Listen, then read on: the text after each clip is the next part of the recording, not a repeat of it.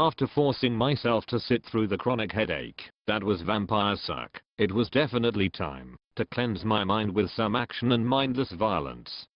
I say mindless because the story feels like it was created through the process of cutting up the scripts of Ocean's 11, Die Hard and The Expendables, and then reorganizing them at random. Red is loosely, I stress loosely, based on a 3-part comic by Warren Ellis and Cully Hamner.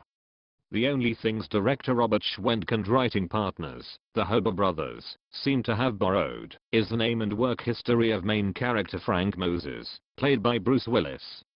The comics feature just one retiree, but the writers have chosen to split the protagonist into a number of other characters for the film adaptation.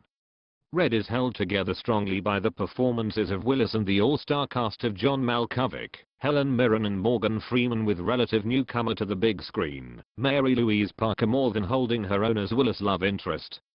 Willis and Parker have great on-screen chemistry, although their storyline relationship seems somewhat dubious. Sarah works in the call center of a pension company and the two meet via Moses' use of this service. Knowing that Moses is old enough to draw a pension, mid-30s Sarah has no problem with meeting up with the 65-plus-year-old that is obviously infatuated with her.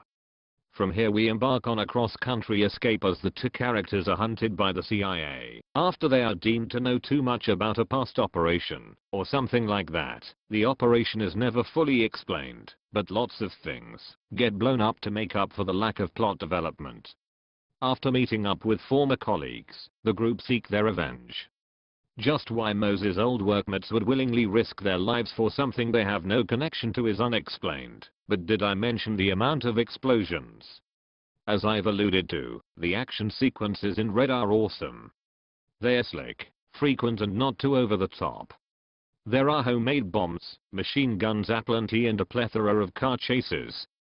The most memorable of which being the infamous casually stepping out of a spinning car whilst shooting sequence, made famous by the trailer.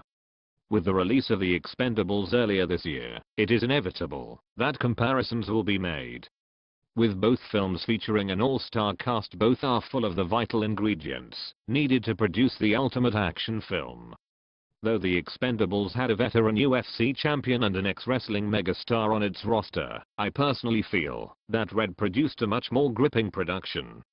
Both films have little to no in-depth story and both have the obligatory explosions and shootouts, but Red delivers the wit and personality that The Expendables severely lacked. In addition to this, any film featuring John Malkovich blowing people up with grenades, thrown with pinpoint precision, and Helen Mirren firing any kind of weapon surely trumps any rival productions. If you like tongue-in-cheek action, Red is a must-see, but if you're looking for something a bit deeper and meaningful, I'd give it a miss. In my opinion, this film can be summed up with this simple equation: the Queen plus a sniper rifle equals awesome.